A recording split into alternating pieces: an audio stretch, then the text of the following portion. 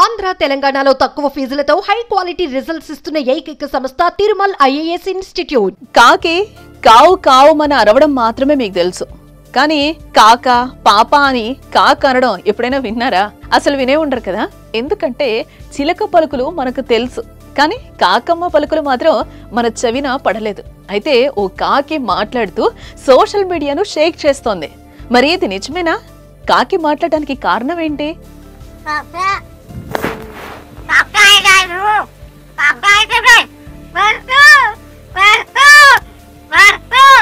భూమి మీద మాట్లాడగలిగే జీవి ఒక్క మనిషి మాత్రమే కదా. అయితే మన చుట్టూ నివసించే కొన్ని రకాల పక్షులు, జంతువులు కూడా మాట్లాడగలవు. మనం శిక్షణ ఇవ్వడం ద్వారా మనుషులు మాటలు, ధ్వనులను అనుకరించగలవు. ఇలా మాట్లాడిన పక్షుల్లో మనకు చిలుక జాతికి చెందినవే ఎక్కువగా చూసి వాటి మాటలను వినుంటాం. మైనాలు కూడా మాట్లాడతాయని తెలుసు.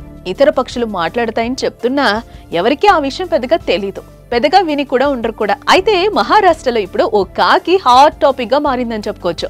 అది మనుషుల్లా మాట్లాడడంతో సోషల్ మీడియాలో వైరల్ అయిపోతుంది. ఎక్కడ చూసినా ఈ కాకి గురించే కబుర్లు, దాని మాటలు విని అంతా ఆశ్చర్యపోతున్నారు.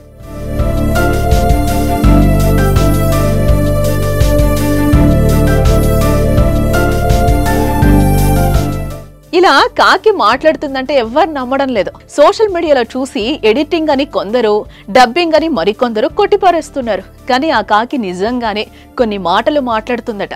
ఆ విషయాన్ని స్వయంగా దానిని పెంచిన ఆ ఇంటి వారే చెప్తున్నారు. మరి 3 సంవత్సరాల క్రితం గుర్గావ్ కు చెందిన ముఖానే అనే ఆవిడకు తన తోటలో ఓ గాయపడిన కాకి కనిపించింది.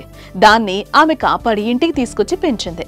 ఆ తర్వాత ఆ కుటుంబంలో ఒకరిగా కాకి మారిపోయింది. వాళ్ళు పెట్టింది తిని ఇంటి పరిసరాల్లోనే ఉంటుంది. అయితే గత నెల రోజులుగా వారు మాట్లాడుతున్న మాటలను అనుసరించడం, అలాగే పలకడం, వారిని పిలవడం చూసి షాక్ అవుతున్నారు.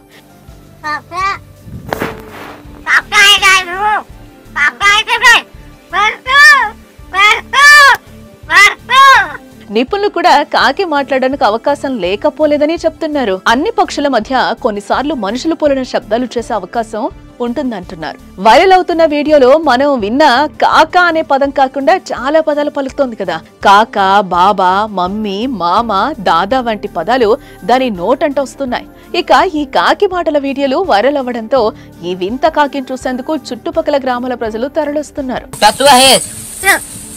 खोटा तूच रे तू खोकला कसा काय झाला?